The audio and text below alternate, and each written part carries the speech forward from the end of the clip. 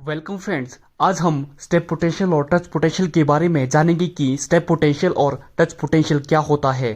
तो दोस्तों, step potential और टच पोटेंशियल की सिचुएशन तब क्रिएट होती है जब लाइन में कोई फॉल्ट आता है। जैसा कि सपोज यह बाई केबी की लाइन है और इसकी एक फेज की तार टूटकर जमीन में गिर गई हो तो हाई अमाउंट ऑफ करंट उस तार में फ्लो होने लगता है ग्राउंड में, और जहां पर यह तार गिरती है उसके आसपास पोटेंशियल ग्रेडियंट की सिचुएशन क्रिएट हो जाती है।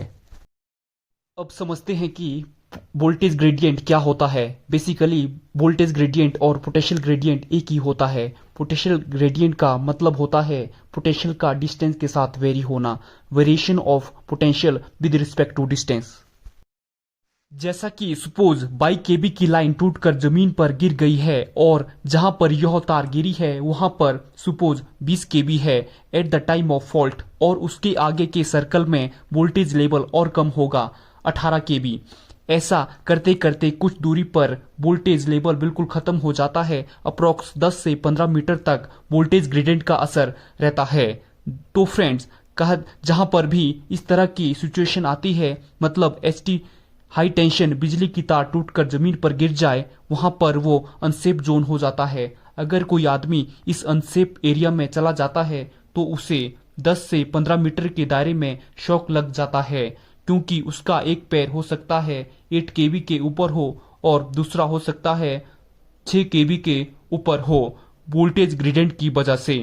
तो जो पोटेंशियल डिफरेंस आया 2 केवी का, वो 2 केवी उस आदमी के पैरों के बीच फ्लो होगा, जिसकी वजह से इंसान की मौत हो सकती है। इसे ही हम स्टेप पोटेंशियल बोला जाता है।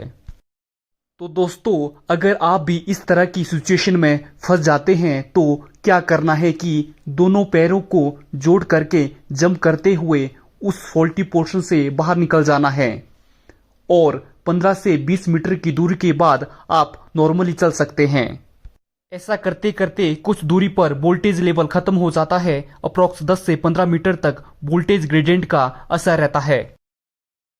अब हम टच पोटेंशियल के बारे में समझते हैं। तो दोस्तों, अगर किसी कारण से एचटी यानी कि हाई टेंशन बिजली की तार किसी फॉल्ट के कारण टूटकर जमीन पर गिरने के बजाय पोल पर ही गिर जाए, इस केस में होगा क्या कि करंट उस पोल में फ्लो होने लगता है, होकर ग्राउंड में चला जाता है। अगर कोई इंसान इस पोल को छू लेता है तो उसे शॉक लग जाता है और उसकी मौत हो सकती है।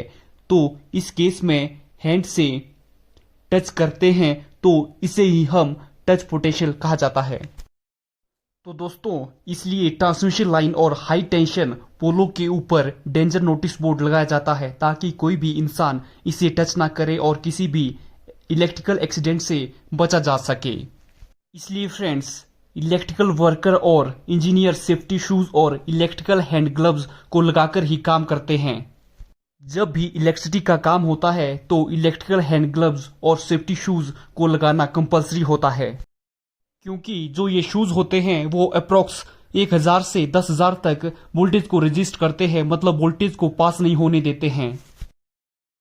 इसलिए दोस्तों, सबस्टेशन में ग्रेवल्स या गिट्टी का यूज किया जाता है, क्योंकि इसका यूज करने से वहां पर पोटेंशियल ग्रेडियंट का असर काफी कम हो जाता है। अप्रोक्स 1 से 2 मीटर तक ही इसका इफेक्ट रहता है।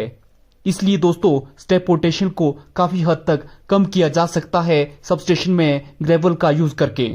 तो दोस्तों, उम्मीद है आपको यह वीडियो अच्छी लगी होगी। अगर वीडियो अच्छी लगी है तो please like and subscribe my channel and have a nice day. Thank you.